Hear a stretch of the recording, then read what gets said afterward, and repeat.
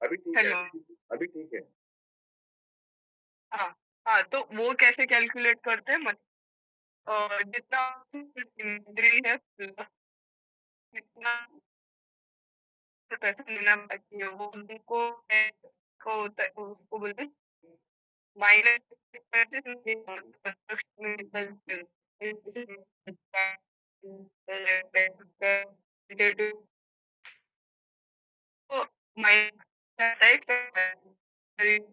Deepti madam क्या आप range में नहीं हो या आपने वाईफाई कनेक्ट किया है कि नहीं किया है? बहुत डिस्टर्ब थोड़ा ये आप आपका सिस्टम एक बार चेक कर लो या रिस्टार्ट कर लो मैडम, एकदम कट कट के आवाज आ रही है। 1 मिनट।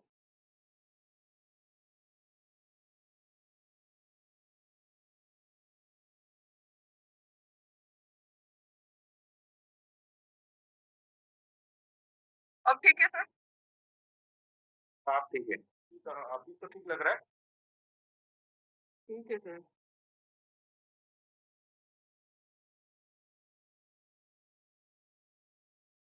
ठीक है, तो इस तरीके से फेयर वैल्यू डिराइव होती है। तो उनने बोला कि कमर्शियल यूनिट में तो कुछ बिका नहीं है एमआई के हिसाब से, बट उसका एसएसआई आया हुआ है। तो उसके अलावा होते हैं सिक्योरिटीज एंड फाइनेंशियल एसेट। उसमें जो अप्रोचेस होते हैं जनरली एनएवीयू अप्रोच लिया जाता है कि मतलब बुक वैल्यू में कितना पैसा है, तो वो एसएफए में कंसीडर करेंगे वो। इस तरीके से उनने मेथोडोलॉजी हमें एक्सप्लेन की थी। इसमें एक्चुअली दो वैल्यूअर्स आए थे। एक आए थे मिस जोई सर्विकार, वो आए थे इंडिया अप्रेजर्स डॉट कॉम की तरफ से। और दूसरे जो थे मिस्टर संदीप गागे थे के सीए वैल्यूअर्स के एंड से। उन दोनों ने अपनी मेथोडोलॉजी एक्सप्लेन की। उन्होंने बताया कि अभी 39 बिल्डिंग्स है but there is a possibility के 43 बिल्डिंग्स हो। तब आरपी ने उनको क्लेरिफाई किया कि ऑन साइट एक्चुअली 43 बिल्डिंग्स ही है। कुछ बिल्डिंग्स है जो डबल है, जो मर्ज फॉर्म में दिखती है, होती एक ही बिल्डिंग है, बस ऑन पेपर ही दो उनके पार्ट्स है। तो ये एक्सप्लेनेशन के बाद हमने वैल्यूएशन का मेथोडोलॉजी कंप्लीट किया था। और उसके बाद विकास जी ने बताया कि ट्रांजैक्शन ऑडिटर अवेलेबल नहीं है, इसलिए उसकी मीटिंग नेक्स्ट वीक होगी। अपकमिंग वीक में हमारी सीओसी मीटिंग होगी। तो मैं सभी होमवर्क को बता दूं कि नेक्स्ट मीटिंग के लिए मैं प्री सीओसी मीटिंग नहीं कंडक्ट करूंगी। अगर किसी के क्वेरीज और क्वेश्चंस रहते हैं आप ईमेल पे मुझे सर्कुलेट कर देना, क्योंकि नेक्स्ट मीटिंग का सिर्फ एक ही एजेंडा है, that is presentation by transaction auditors on the finding. जो मैंने समरी ऑलरेडी नोटिस सर्कुलेट हुआ था तब आपको डिस्क्लोज की थी। तो प्री सीओसी मीटिंग की इसमें रिक्वायरमेंट नहीं है, इसीलिए हम लोग डायरेक्टली पोस्ट सीओसी मीटिंग करेंगे जब नेक्स्ट सीओसी होगी। तो अगर ट्रांजैक्शन ऑडिट के अलावा कोई एजेंडा प्रपोज करेंगे वो नोटिस में तो हम लोग प्री सीओसी कर सकते हैं, बाकी कोई जरूरत नहीं है। उसके बाद हमने रिवाइज प्लान के ऊपर हमने डिस्कशन किया था। तो रिजोल्यूशन एप्लीकेंट है राहुल नाहर और बंटी रियल्टर, दोनों को एक एक करके इनवाइट किया था और उन्होंने अपने एंड से अपना प्लान प्रेजेंट किया था। उसमें मेजरली एक्चुअली यही दिखा है कि उन्होंने मैक्सिमम जो हमारे क्वेरीज और कंसर्न्स है वो एड्रेस किए हैं। और उस हिसाब से उन्होंने एक रिवाइज अडेंडम दिया है जिसके अंदर वो होम बायर्स के सारे कंसर्न्स को एड्रेस कर रहे हैं। बस यही चीज है कि जो कॉम्पनसेशन वाली बात थी वो एक्सेप्ट नहीं हुई है। और उसके अलावा जो पोजेशन मतलब ये जो पेमेंट रिफंड वाला है, रिफंड उन्होंने बोला है कि सिर्फ और सिर्फ प्रिंसिपल अमाउंट रिफंड करेंगे वो, that too at the end of the project. तो ये दोनों के अलावा कोई मेजर गैप है नहीं। रिवाइज रिजोल्यूशन प्लान का एडेंडम वीडीआर में ऑलरेडी अपलोड कर दिया है, आप लोग वहां से एक्सेस कर सकते हैं।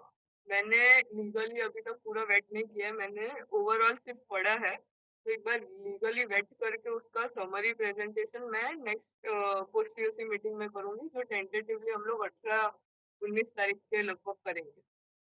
ठीक है। उसके बाद कि ये हमारे कुछ डिस्कशंस है।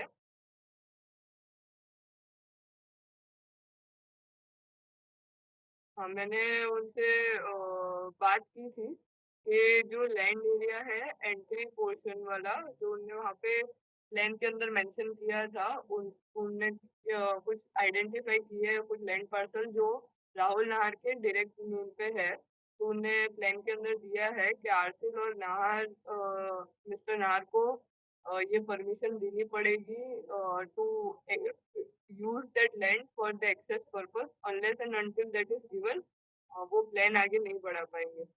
तब हमने इस पे डिस्कस किया तब पता चला कि जो एंट्री गेट है जिसका ईजमेंट राइट है वो मिस्टर राहुल नाथ के पास है। अगर वो परमिशन देते हैं to ARCIL and to the new PRA तो ही उस लैंड को हम यूज कर पाएंगे जो एंट्री गेट है वरई प्रोजेक्ट का।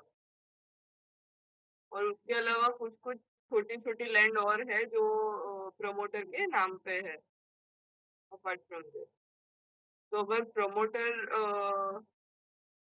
का प्लान नहीं अप्रूव होता है तो ये लैंडलॉक हो जाता है। और क्योंकि ईज़मेंट उनके पास है तो मैंने उनको वही रिक्वेस्ट किया था आरपी को कि इसके ऊपर पहले चेक करें, ईज़मेंट राइट ले लें ताकि हम बंटी का प्लान कंसीडर कर पाएँ।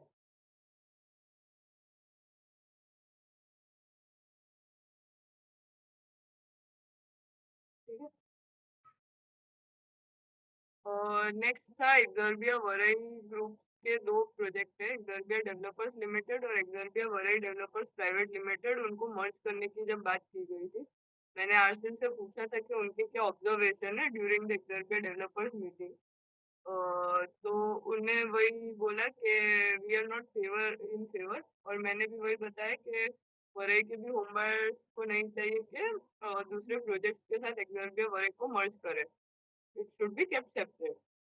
नेक्स्ट एजेंडा था to consider and approve the interim finance Haveli. तो मैंने विकास जी से कहा कि आप एक बार जो रिकवरी प्रोसीडिंग्स है, जैसे आउटस्टैंडिंग 16 करोड़ का जो आउटस्टैंडिंग दिख रहा है फ्रॉम द वेरियस पार्टी, आप वो ट्राई कर रिकवर करने का स्टार्ट करो। उन्हें बताया कि 5.12 करोड़ का रिकवरी अमाउंट है मिस्टर सुजीत कुमार का और तकरीबन 38 लाख रुपीस का होमवेयर लैंडमार्क एलएलपी का है। तो ये डिस्कशन हुआ तब आरसिल ने बोला कि रिकवरी से ज़्यादा अच्छा है वो इस पे फोकस करे कि वो जेडी रिन्यू हो जाए। जेडी एग्रीमेंट और जो जेडी एग्रीमेंट हुआ था पहले with with mister Sujit Nahar वो रिन्यू हो जाए तो उसमें से पोटेंशियल ज़्यादा है कि पैसा जल्दी वापस आएगा उससे। तो आरबी ने बोला कि ठीक है वो देखेंगे। उसके अलावा वोटिंग एजेंडा पे हमारे डिस्कशन हुए थे और उसमें फर्स्ट एजेंडा यही था कि एनसीएलटी में जो एप्लीकेशन फाइल करनी है on behalf of the home buyers for condoning the delay, मतलब जो क्लेम 90 दिन के बाद आए हैं और आरएफआरसी के इशू होने के बाद आए हैं के लिए विकास जी ने जो क्लेम लिस्ट बनाई थी जो पहले ग्रुप में सर्कुलेट हुई थी डिलेड क्लेम वाली, उसका एक अप्रूवल एनसीएलटी से ले ले। वो पहला एजेंडा वोटिंग पे है। सेकंड एजेंडा जो वोटिंग पे है वो एक्सक्लूजन ऑफ 48 डेज है और जो स्टे लगा था एनसीएलटी का उसके उसका एक एजेंडा वोटिंग पे है। इसमें मैं आपको बता दूं कि जो स्टे लगा था वो एनसीएलटी का हट गया था लेकिन अभी एनक्लेट का स्टे है। मैं उस पर वापस आती हूँ, एक बार हम वोटिंग एजेंडा क्लोज करते हैं उसके बाद। और उसके बाद नेक्स्ट एजेंडा जो है हमारा वो appointment of legal council for representing जो आरपी है इन द एनक्लेट मैटर।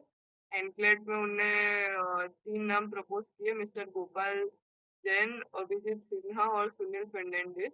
और सबकी टेंटेटिव फीस आ रही है 3.5 लाख रुपए, 3,70,000 और 5 लाख रुपए जैसा। उन्हें ये अप्रूवल के लिए रखा है to approve the appointment of legal counsel करके। And the fees for the same is 3,50,000 or 50,000 out of pocket expenses in the matter filed against RC। उसके बाद उन्हें सीआरपी कॉस्ट के अंदर डाला Legal cost, Mr. Gaurav Jalindra, 8,70,000, retainer for 5 months and 3 additional IS, PDR charges के ऊपर डाला है। वोटिंग चार्जेस जो है HCOC मीटिंग वो, site maintenance and cleaning charges 31,000, RPOP 2,000 rupees, PDR charges जो होम बायर्स का सेपरेटली लिया गया है उसका 8,850। तो ये सारा कॉस्ट पे डिस्कशन हुआ। उसके बाद उनने जो लीगल कॉस्ट का अप्रूवल है वो डाला है, और ये रेस्ट जो दूसरी कॉस्ट है उसका है। ये 8,70,000 का अप्रूवल ए में डाला है और बी में सारे दूसरे कॉस्ट का अप्रूवल डाला है। ये हमारा लीगल कॉस्ट और ये सब पे डिस्कशन हुआ था। उसके बाद का डेवलपमेंट मैं आपको एक बार स्क्रीन पे डिस्प्ले कर देती हूँ।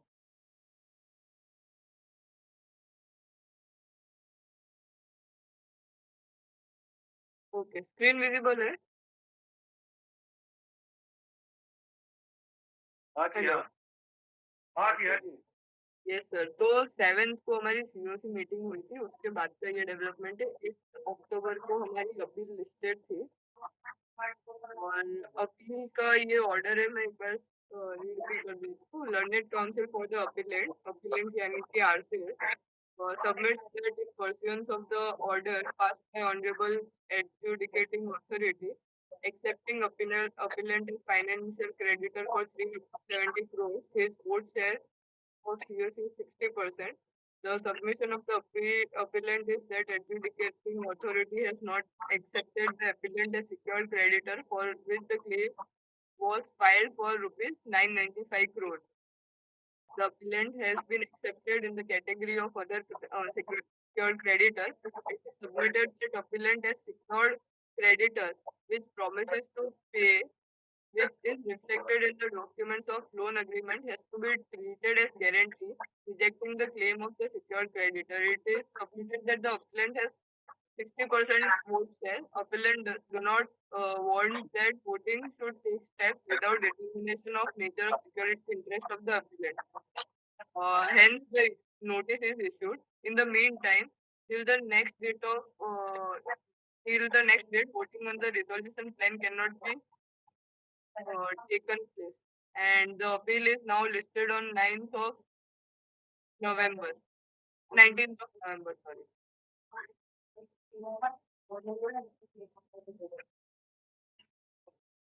Sir, I will just take a 2 minutes pause, sir. I will just join in 2 minutes, sir. I'm not feeling well. Just give me 2 minutes, sir. Okay.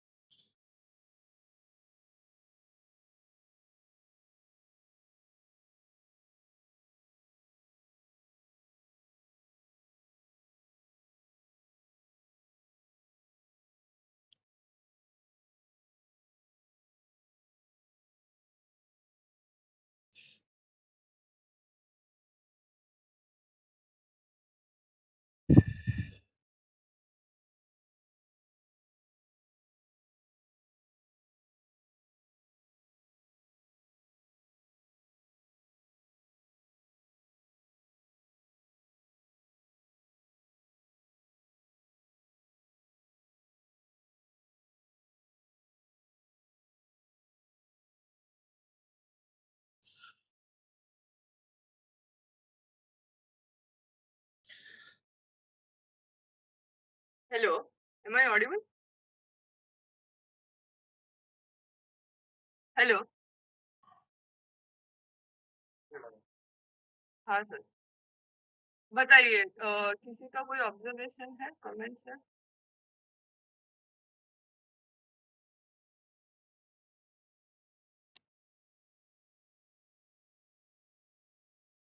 Hello.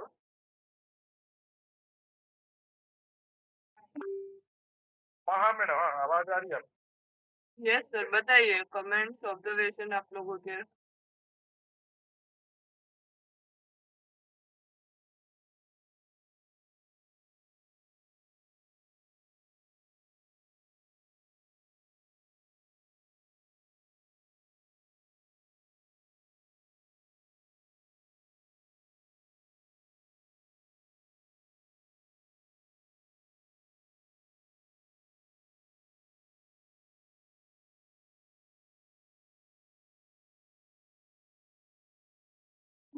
Miss Sakshi Kadam, mister विजय कनौजिया, राज शर्मा, वीरेंद्र भूमि।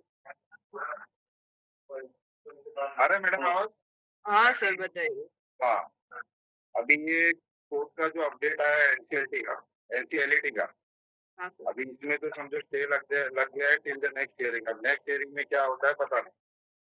विकास हाँ कियानी को reply file करने के लिए बोला है, वो सब मैंने ऑर्डर पढ़ा, आपने भी पूरा अच्छी तरीके से एक्सप्लेन किया। मैडम हाँ अभी सर। काफी सारे लोगों का अभी कितने दिन स्टे चलेगा, कितने दिन कोर्ट में ये चीजें होंगी, इससे होम बायर्स अफेक्ट हो रहे हैं। बहुत सारे लोगों का ईएमआई बैंक के थ्रू कट रहा है।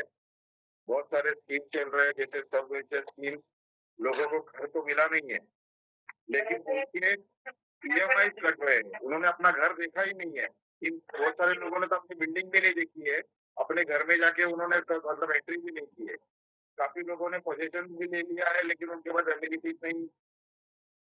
एक्चुअली बहुत सारी प्रॉब्लम्स है ईएमआई को लेके, जो बैंक उनको परेशान कर रही है। तो मैडम, सभी होम बायर्स के तरफ से मैं आपको एक रिक्वेस्ट करता हूँ कि as an AR, as an authorised representative of home buyer, आप हमारी तरफ से एनसीएलटी में एक एप्लीकेशन फाइल करिए, जिसमें आप होम बायर्स कितने परेशान है उनको बताइए कि होम बायर जो ये जो प्रोसेस चल रहा है, जो एनसीएलटी में जाने के बाद भी अभी तक सिर्फ 2 डेवलपर ने अपना रेजोल्यूशन प्लान सबमिट किया है।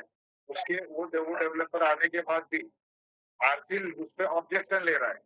उसको ना राहुल नाहर चाहिए ना बंटी चाहिए। इसी तरीके से आरसील ऑब्जेक्शन लेता रहेगा, कभी और कोई कोर्ट में चला जाएगा, कभी इंटरव्यू चले जाएगी, कभी राहुल नाहर कुछ प्रॉब्लम क्रिएट कर देगा। तो ये जो होम बायर की जो ईएमआई है, वो 100% बैंक के थ्रू वो स्टॉप होना चाहिए। और जितने लोगों ने अभी तक जो पैसा भरा है, वो जो इंटरेस्ट जो बैंक ने लगाया है, वो इंटरेस्ट विन ऑफ होना चाहिए। जितने भी पैसे भरे हैं, वो as an principal amount calculate होना चाहिए। कोई भी बैंक पेनल्टी नहीं लगाए, कोई भी चार्जेस नहीं तो लगाए। उसके लिए आपको आपको मिलके हाई कोर्ट में पिटीशन फाइल करनी पड़ेगी। मैं ये समझ रहा हूँ, ये अपना ये जो क्या बोलते हैं आईबीसी कोड के कुछ तो रेस्ट्रिक्शन होंगे, लेकिन आप हमारी एक रिक्वेस्ट है, आप एप्लीकेशन फाइल करिए एनसीएलटी में। अगर वहां से रिजेक्ट होता है तो फिर हम हाई कोर्ट जाएंगे ना। मुझे ऐसा नहीं लग रहा है कि वहां से रिजेक्ट होगा, क्योंकि ये जो एनसीएलटी का मैटर है, इसमें हम भी तो क्रेडिटर्स है ना, होम बायर। तो होम बायर का अगर आरसीएल की बात इतनी सुन सकती है, आरसीएल को चाहता है वहां से स्टे आ सकता है, तो होम बायर क्यों नहीं एनसीएलटी को अप्रोच कर सकते? आप एक एक एप्लीकेशन डालिए, वो एक्सेप्ट होता है रिजेक्ट होता है, वो बात की बात है। हाईकोर्ट तो हम जाएंगे, क्योंकि हमारा मैटर एनसीएलटी में चल रहा है। तो एज एन होम बायर हम आप पूरा आपको सपोर्ट करेंगे, हम आपके साथ है। आप एक एप्लीकेशन मूव करिए एनसीएलटी में। ये हमारी आपसे एक रिक्वेस्ट है, ये आप जरा कंसिडर करिए। और बहुत परेशान है लोग। हाँ सर, मैं समझ सकती हूँ सर, बट एनसीएलटी से आपको रिलीफ नहीं मिलेगा। ये रिलीफ आपको हाई कोर्ट से मिलेगा। और होम बाय मैडम मैं मान गया, फाइल करनी हो सकता है कि एनसीएलटी के बाद से कुछ रिलीफ मिल जाए। सेकंड टाइम हम हाईकोर्ट का 100% लेंगे। आप एक डालिए ना, आप एक हमारी रिक्वेस्ट है, आप एनसीएलटी में रिक्वेस्ट डालिए, क्योंकि सर मैं बहुत सारे सुप्रीम कोर्ट के जजमेंट है, हाई कोर्ट के जजमेंट है। सर हाँ, मैं एप्लीकेशन ऐसे नहीं फाइल कर पाऊंगी। आप लोग फाइल कीजिए, मैं आपको सपोर्ट करती हूँ, मैं आपको एडवाइस कर दूंगी, मेरे रिकमेंडेशन दे दूंगी, लेकिन मैं नहीं फाइल कर पाऊंगी। नहीं, हमारे बिहाफ में ही फाइल करोगे ना आप तो आप मतलब हम फाइल करें, आप तो हमारे ऑथराइज रिप्रेजेंटेटिव हो। नहीं नहीं सर, ऐसा नहीं है। मेरे को क्या है कि कंसेंट चाहिए था मोर देन 66% होम बायर्स का फुल तो मैडम फाइलिंग। हमने हमने तो आपको ऑथराइज रिप्रेजेंटेटिव चुना है ना, तो आप अलग से कंसर्न क्यों बराबर है चाहिए? सर, हाँ, बराबर है, पर ये तो मेरा डिसीजन होता है ना। मतलब अगर कोई एनसीएलटी में एप्लीकेशन फाइल करनी है, ये सारी चीजें आपको डिसाइड करनी है सर। वोटिंग पावर भी जैसे मेरे पास नहीं है। I am just a mediator sir, you need to understand this, कि जैसे भी वोटिंग होती है, जब भी सीओसी वोटिंग भी होती है, आई हाँ। Don't have any power. मैं नहीं आपके बिहाफ पे वोट कर सकती, ना ही मैं आपके बिहाफ पे आई कर सकती हूँ। मैडम आपने अभी फिलहाल ये जितने प्रोसेस चल रहे हैं, होम बायर्स के होम बायर्स की तरफ से आपने, मुझे याद है आपने लॉयर को वहाँ पे अपॉइंट किया, आपने खड़ा किया हाँ, था हमारे साइन रखने के लिए। हाँ, तो वो कंटेस्ट नहीं किया हमने कहीं पे भी। हमने खाली होम बायर्स का पॉइंट ऑफ व्यू ओरली बताया sir. No affidavit, no reply, no application was filed. Home buyers तो का आप वहाँ पे रिप्रेजेंटेटिव होने का मतलब क्या था सर, कि स्टे नहीं आए हमारे बिहाफ पे, क्योंकि वो सबका कॉमन ग्राउंड था कि स्टे नहीं आना चाहिए। अगर सारे होम बायर 66% अप्रूव करे, क्योंकि सर होम बायर वोट ही नहीं करते। अगर मैं ओपन भी करवा दूं एक वोटिंग लाइन कि हमको एक आईए फाइल करनी है, होम बायर हाँ, वोट ही नहीं कर रहे हैं sir. Hardly 100, 200 people are voting and actively participating. You see the meeting, sir. ये 119. अगर आपने आपने वोटिंग ओपन किया, अगर होम बायर्स ने वोट किया, तो आप कोर्ट में फाइल कर सकते हो एप्लीकेशन। यस सर, मैं कर सकती हूँ। आपको कंट्रीब्यूट करना पड़ेगा, उसका जो कॉस्ट होगा वो। यस, और मैं वोटिंग ओपन करवा दूंगी सर उसके लिए। ठीक है मैडम, वो जो कॉस्ट का है हम कोशिश करेंगे अगर हम कंट्रीब्यूट जितना कर सके, लेकिन आपने जो इससे पहले जो लॉयर अपॉइंट किए थे, उसका कॉस्ट किसने दिया था? सर मेरी फीस में से दिया मैंने। आपकी फीस में से आपने दिया है? तो क्या सर? मतलब आपकी फीस, तो लॉयर की तो फीस बहुत ज्यादा होती है, तो आपने क्यों किया ऐसा? बहुत बहुत ज्यादा नहीं, मैंने 2 ईयरिंग पे ही अपॉइंट किया था। लेकिन आपकी फीस में से क्यों अपॉइंट किया? मतलब आप तो एक इंडिपेंडेंट हो, आप इतना होम बायर के लिए खर्चा क्यों पर करो? मतलब सर दो किया ना सर, मैंने जो इम्पोर्टेंट ईयरिंग्स थे हाँ, उसमें किया है मैंने। हाँ, बाकी नहीं किया है मैंने। मैं आपने पूरा एंड टू एंड करूंगी ना सर, तो मेरी फीस के भी काफी ऊपर चला जाएगा कॉस्ट। नहीं नहीं, अभी तक ये जो पूरे सीआरपी का कॉस्ट, जैसे अभी विकास केरी के लॉयर अपॉइंट कर रहे हैं, हाँ वो 3.5 लाख रुपए, वो पैसा कहाँ से आएगा? सर, वो प्रोसेस में से आएगा सर। तो वो प्रोसेस में से कीजिए ना, हम होम बायर प्रोसेस नहीं के पार्ट आता, नहीं है क्या? वो नहीं आता है सर ऐसा। ये प्रोसेस का पैसा कौन देता है? सर प्रोसेस का पैसा कंपनी के अकाउंट में रहता है, एक्सर्बिया वरई के अकाउंट में। उसमें से होम बायर्स नहीं ले सकते। मतलब ऐसा है, जैसे आरसीएल ने एप्लीकेशन फाइल की, तो आरसीएल भी वो फंड यूटिलाइज नहीं कर सकता।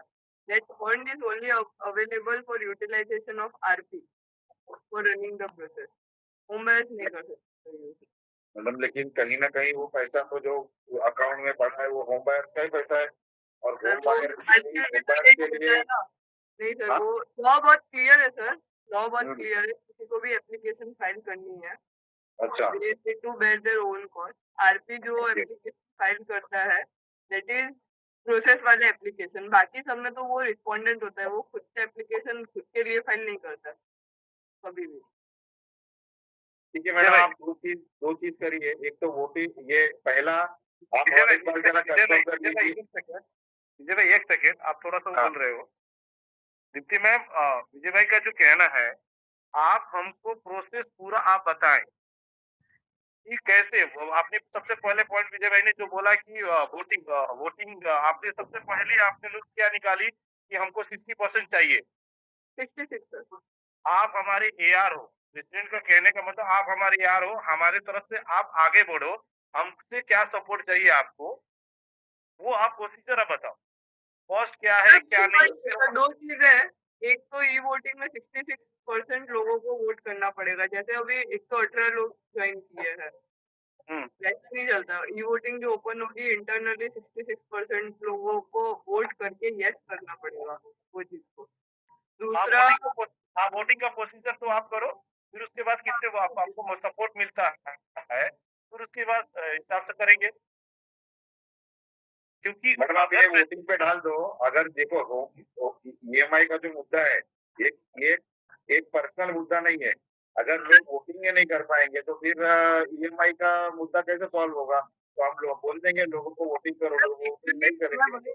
वही बोल रही हूँ, ईएमआई वाला मुद्दा मैं नहीं दे सकती। मैं रेट ऑफ इंटरेस्ट वाला चीज के लिए रिलीफ और फास्ट प्रोसीजर के लिए एनसीएलटी में कर सकेंगे हम, क्योंकि एनसीएलटी का जुरिस्डिक्शन नहीं आएगा सर ईएमआई कम करने का या बंद करने का। वो आपको ये चीज में देगा कि हाँ एक्सपीडेटेड सीआरपी प्रोसेस हो, उसके लिए हम एक एप्लीकेशन फाइल करते हैं। But for EMI, stopping the EMI और relief in the interest rate, वो हाईकोर्ट का ही जुरिस्डिक्शन है। आप कोई भी एडवोकेट से बात करोगे ना, तो वो वही बोलेगा कि एनसीएलटी में एप्लीकेशन फाइल ही नहीं कर सकते हम। मैडम ये एनसीएलटी प्रोसेस, एनसीएलटी में आप एक्सपीडाइट करने के लिए आप फाइल करो, आपको जो रिलीफ चाहिए ना वो स्पेसिफिक पर्टिकुलर होम बायर का प्रोसेस रिलेटेड नहीं है सर। वो ये आप प्रोसेस की वजह से टेम्पर हुआ है, डिले जो हुआ है उसके वजह से आपका ईएमआई कॉस्ट बेयर करने का आ रहा है, जो ईएमआई इंटरेस्ट आ रहा है वो लग रहा है, ये सब इंटरेस्ट ऑफ लाइक जस्टिस वाला पॉइंट हो गया। ये सब हाई कोर्ट डील करेगा आपका। आप एनसीएलटी में करोगे ना sir, but NCLT at the end यही बोलेगा we don't have any power. हाँ एक्सपीडेटेड सीआईआरपी प्रोसेस के लिए we can do this. Madam NCLT बोलेगा ना तो ठीक है ना, वो एक बार एनसीएलटी बोल देगा फिर हाईकोर्ट जाएंगे। आप एक बार एप्लीकेशन फाइल तो करो कि ऐसे ऐसे होम बायर का ऐसा है। मैं एक बार ना ये वोटिंग लाइन ओपन करवा देती हूँ फॉर फाइलिंग द एप्लीकेशन, और मैं कॉस्ट दो तीन एप्लीकेशन से डिस्कशन करके कॉस्ट साथ में वो कॉस्ट डालूंगी। आपको इंटरनली कंट्रीब्यूट करना पड़ेगा वो कॉस्ट के लिए। करेंगे। आप भी लॉयर सजेस्ट करना, हमारे पास भी कोई अच्छा लॉयर होगा तो आप भी सजेस्ट करो। मैं भी रेकमेंड करती हूँ आप लोग उन लॉयर्स से, और वो लोग बोलते हैं उसी सब से आगे बढ़ेंगे।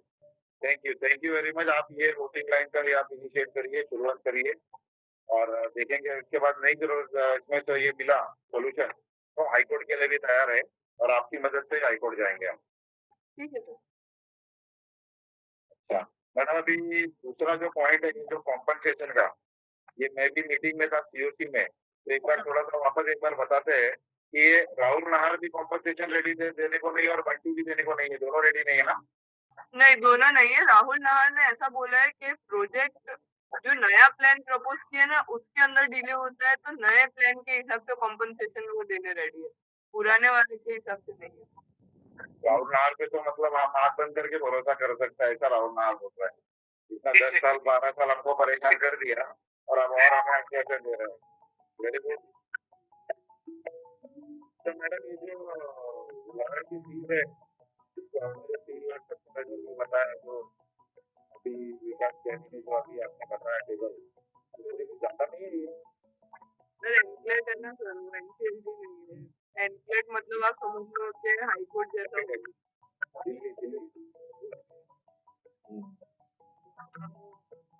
जो इंडियन रखे हैं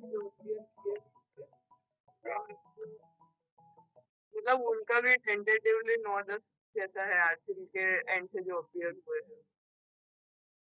ओके, वो तो यहाँ पे एनसीएलटी में भी जो थे वो 7-8 वाले रेंज के थे। वो ये जो पैसा है ये जो अकाउंट में है वो पैसे से आरपी लॉयर को देके? हाँ सर, हाँ सर। ओके, और ये पैसा तो कभी ना कभी तो खत्म हो सकता है पैसा ही? सर हो जाएगा अभी सर 4-5 हियरिंग के बाद हो जाएगा। हो जाएगा ना? फिर क्या करेंगे? जो फिर इंटरिम फाइनेंस होता है, मैंने तो उनको वही बोला इंटरिम फाइनेंस नहीं लेना है, रिकवर करो आप जो भी पैसा जिन से रिकवर करने का है। आप भी जितना मीटिंग पैसा में मैडम ये कोर्ट में खर्चा हो रहा है, जितना पैसा कोर्ट में खर्चा हो रहा है, उतने पैसे से तो हमारा कंस्ट्रक्शन चालू हो जाएगा। 1-1 लाख 3,70,000 रुपए तो एक हियरिंग का ले रहा है। इतने तो मीटिंग से कॉस्ट लग रहे हैं, सीओसी के कॉस्ट ये लग तो रहे हैं। बराबर है, फिर सही बात है। I agree. हाउस कीपिंग का पैसा देने को ये नहीं है, 4 आदमी से हम पूरी साइट हैंडल करवा रहे हैं, सिक्योरिटी कम करने के लिए बोल रहे हैं, सिक्योरिटी लाइट हमको टाइम पे ये नहीं। आप लोग कोशिश तो कर रहे हो, विकास कहने की भी कर रहे हैं, लेकिन ये अननेसेसरी मतलब फिजूल खर्चे हो रहे हैं ना, जिसकी रिक्वायर मतलब जरूरत ही नहीं रिजेक्ट कर दो सर, आपके हाथ में है सर। है। यू मुझे आर रिजेक्ट कर, you are the having the power. किसको रिजेक्ट करे? रिजेक्ट करके ऑप्शन, सेकंड ऑप्शन क्या है? Sir second option Vikas ji ढूंढेंगे फिर। विकास जी के अभी सर ऑफिस पे जाके उनको ही उठाना पड़ेगा अभी। मतलब एकदम एकदम लंबा प्रोसीजर हो गया है। सर और बहुत हमारे पास लास्ट ऑप्शन ये होगा, हम सब होम गार्ड बन के ये मिलके ना, वो वरई का हम लोग खुद ही मैनेज कर लेंगे। बिल्डिंग में हम ही बना लेंगे, पोजीशन भी हम खुद ले लेंगे, सब होम गार्ड को हम बोलेंगे आके वो अपने घर में अपना अपना आके पोजीशन ले लो, रुक जाओ, और हम किसको एंट्री दे दो मत दे, किसी की जरूरत नहीं, कोई कोर्ट की जरूरत नहीं है। अच्छा तो ठीक है, ये मेरा तो क्वेश्चन हो गए हैं। बाकी ईएमआई वाला बेस्ट हो गया, आप उसको वोटिंग पे डाल दीजिए, और बाकी हम लोग सब होम बायर्स को ये करने को देखेंगे, ये मैक्सिमम वोटिंग हो, और आगे बढ़ते हैं फिर। ठीक है सर। ठीक है, okay, thank you. Deepti ma'am, हाँ सर बताइए। मुझे एक अनाउंसमेंट करना था, खासकर वरई के साइड के लिए। अब जितने हमारे मेंबर्स हैं, जितने होम गार्ड जो ज्वाइन हुए हैं, अगर अभी फिलहाल प्रेसिडेंट ने जो कहा, थोड़ा लीगली, और दीप्ति मैडम ने कहा, अब इसमें तो सोचना पड़ेगा, लंबा और लेंथी प्रोसेस चालू हो गया है, और वो तो बोलते ना तारीख पे तारीख मतलब खींचे जा रही, लेकिन उसके हिसाब से वरई साइड पे जो बेसिक रिक्वायरमेंट है वो हमको जरूरत है। जैसे कि वहाँ का सिक्योरिटी है, लाइट है, पानी है। अब अभी जो भी पेमेंट हो रहा है, हाउस कीपिंग का भी जो भी पेमेंट हो रहा है, वो विकास त्यागी जी कर रहे हैं। एक लिमिटेड उनके पास फंड है, एक लिमिटेड फंड होने की वजह से जो हमारे पास अभी 4 ही हाउस कीपिंग का है, जो मेरे पास जो फोन कॉल आते हैं, जो ग्रुप में मैसेज आते हैं, सभी बिल्डिंग को कवर किया जाएगा। जो हाउस कीपिंग के से रिलेटेड है, घास बढ़ा हुआ जो भी चीज है, सभी बिल्डिंग के लिए होगा, क्योंकि 4 बंदे में इतने बड़ा प्रोजेक्ट में नहीं हो सकता कि एक साथ ताबड़तोड़ हो जाए। बहुत सारे वीडियोस आ जाते हैं, मेरे पास फोटोज आ जाते हैं, इसलिए सभी मेंबर्स से मेरा रिक्वेस्ट ये है कि आप थोड़ा धैर्य बनाएं। हमारे पास जितना ही मतलब जो बंदे हैं उससे ही हमको काम करा के लेना है। ठीक है, ये तो पहला मुद्दा हो गया। दूसरा, बहुत सारे मेंबर जो अपने फ्लैट पर भूले भटके जा रहे हैं, जो हमारे मेंबर भी है, नॉन मेंबर भी है, जो भूले भटके जा रहे हैं, जाते हैं साइड पे जाके अपने फ्लैट खोलते हैं, कोई नल चालू करके छोड़ देता है, लेकिन वो अपने रूम में तो नहीं रहे, लेकिन उसके जो नीचे तो कोई ना कोई रूम में रह रहा है, तो पानी भर रहा है, और पूरा उनका सब चीज है ना, बहुत सारी चीजें इश्यूज हो रही है। तो आप सभी को मेरा रिक्वेस्ट ये है कि आप जब साइड पे जाए तो थोड़ा अपना ध्यान रखें, मतलब अपने नल और सब चीज अपने बंद रखें, और हाउस कीपिंग से रिलेटेड जो भी होगा वो सब चीजें प्रॉपर होती जाएगी। लेकिन शॉर्ट टाइम भी है और शॉर्ट पैसा भी है, और तारीख पे तारीख अपने को मिल रही है, तो उसके हिसाब से अपने को सभी मेंबर्स को, होम बायर्स को देखना पड़ेगा। ठीक है, बाकी अब किसी का क्वेश्चन हो तो बताइए।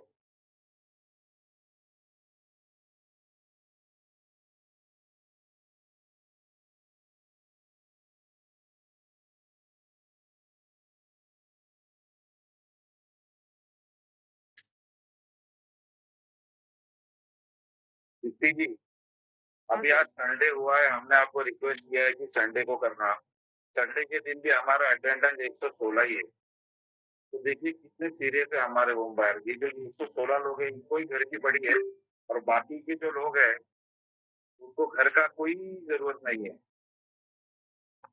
और यही सीरियसनेस है उसका कि संडे के दिन ऑनलाइन मीटिंग हो रही है, अपना मोबाइल चालू करके वो मोबाइल सुन भी नहीं सकते कि क्या चर्चा हो रही है।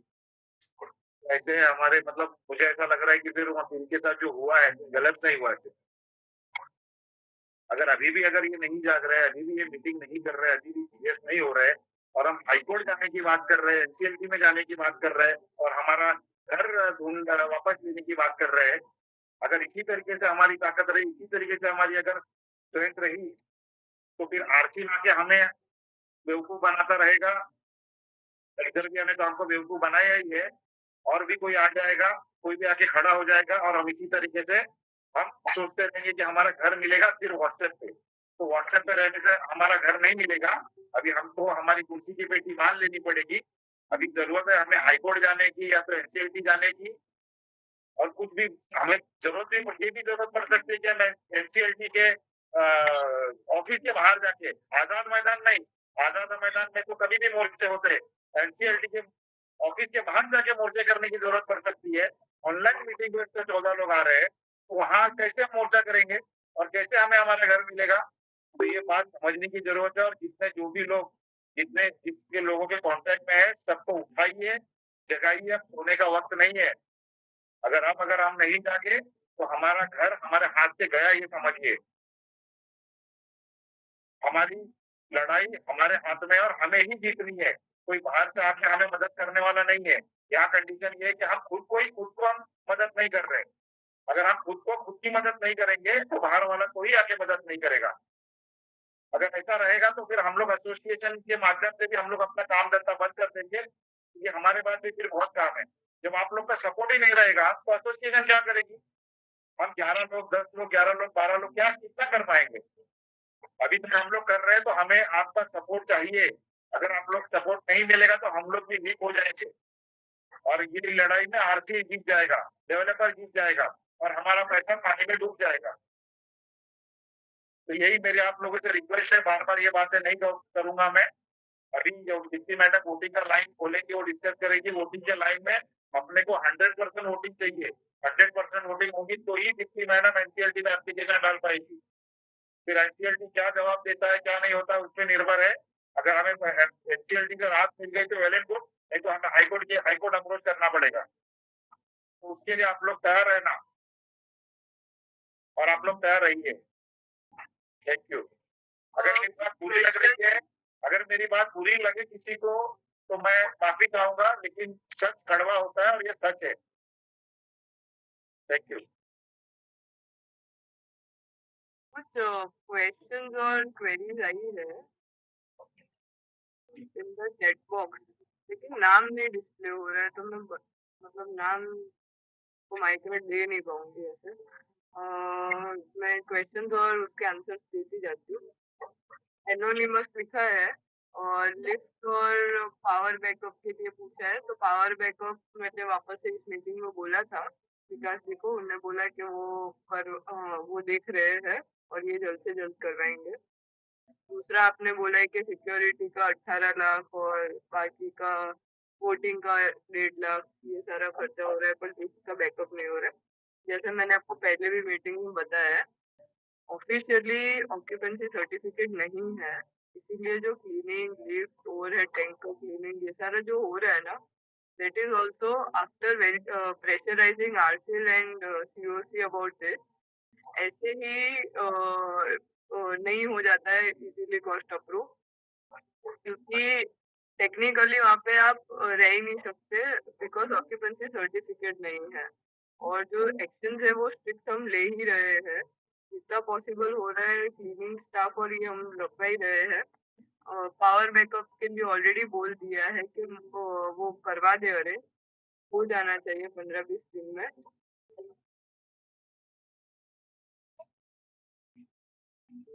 और ईएमआई और प्री इंटरेस्ट का जो आप बोल रहे हैं ना साक्षी मैडम, उसके लिए वही अभी विजय सर ने वही बोला कि उसके लिए जो एप्लीकेशन फाइल करनी है उसके लिए एक ई वोटिंग करेंगे।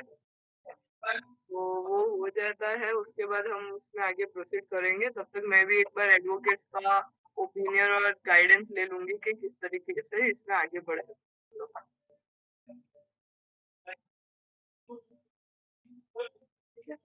Any other question? ठीक है, अभी किसी के और कोई क्वेरीज रहते हैं तो आप लोग मेल कर देना अपार्ट फ्रॉम एनी डिस्कशन। एक मिनट का लीजिए ना, 1 मिनट। जितने भी मेंबर यहाँ पर प्रेजेंट है, जो हमारे एसोसिएशन के मेंबर है या एसोसिएशन के मेंबर नहीं है। साथियों, हमने एसोसिएशन बनाया था ताकि हम एकजुट होके, एक साथ होके एक लड़ाई हम लड़ सके। तो साथियों, जो हमें नहीं जुड़े हैं और जो जुड़ना चाहते हैं, साथियों हमें जुड़िए, क्योंकि हमें एक साथ में सबको आना पड़ेगा। एक साथ में एसोसिएशन को मिलके साथ में लड़ाई लड़नी पड़ेगी। जो हमें जुड़ना चाहते हो तो मेरा नंबर मैं वापस से डाल देता हूँ, बता देता हूँ, 9321111193। ये मेरा नंबर है, 9321111193। अगर आप लोग हमें जुड़ना चाहिए तो आप लोग जुड़िए। अकेले अकेले रह के घर पे बैठ के हम लड़ाई नहीं जीत सकते। हम लोग एक साथ मिलके एक संगठित होके एज एन एसोसिएशन आपकी हम लड़ाई लड़ेंगे। Thank you very much. ये एनोनिमस करके कोई लिख रहा है कि पूरे बॉम्बे में ओसी बीजना लोग रहते हैं, स्टॉक सेंसिटिव है सर। मैं आपको बता रही हूँ sir, we are the court officers, हम लोग नहीं दे सकते। बिल्डर आपको ऑक्यूपेंसी सर्टिफिकेट बिना Correct. पता दे देगा, हम लोग नहीं Correct, दे correct. सकते, हमारे हाथ बंधे हुए रहते हैं सर। बिल्डर को जो मर्जी आए वो कर सकता है, हम नहीं कर सकते। हमको आंसर देना पड़ता है एनसीएलटी में भी और आईबीवीआई में भी, ये सारी चीजों के लिए। We are not the builders. Madam, और डेवलपर तो कुछ भी कर सकता है। हाँ सर, वो लोग तो कुछ भी, मतलब वो डेवलपर ताजमहल जगह ताजमहल भी ले हमने सकता है। पोजेशन दे दिया, हम लोग हाँ। नहीं वो वैसा कर सकते। ओसी तो मैंडेटरी है, मस्ट है ओसी। बिना हाँ, ओसी के जो उसमें भी रह नाम रहा है, है, जो भी ये लिख रहा है वो अपना नाम नहीं रिवील कर रहा है, एनोनिमस करके पोस्ट कर रहा है। उसके अलावा कुछ मेंबर्स ने बोला कि उनको मेल नहीं आ रहे, तो मेल सर आप लोगों की जो रजिस्टर्ड हो गए हैं विकास जी के पास, जो क्लेम फॉर्म में अपने डाले होंगे या एक्सर्बिया को जो दिए होंगे उस टाइम पे, वो क्लेम पे ही ईमेल जाता है। बाकी के लिए जो व्हाट्सएप ग्रुप है मैंने क्रिएट किया हुआ है, उस पर मैं पोस्ट कर देती हूँ मोस्टली। तो आप ऐसा है तो एक बार या तो विकास जी को मेल ड्रॉप कर दो आपका ईमेल आईडी और फोन नंबर का, जिन मेंबर्स का नाम क्लेम लिस्ट में रजिस्टर्ड है सिर्फ और सिर्फ उनको ही लिंक आता होगा। बाकी के members are free to join through WhatsApp. और मेरा व्हाट्सएप नंबर मैंने पहले भी सबको शेयर किया है, मैं अभी वापस Hello. Share. This call is being translated and live captioned by Galaxy AI.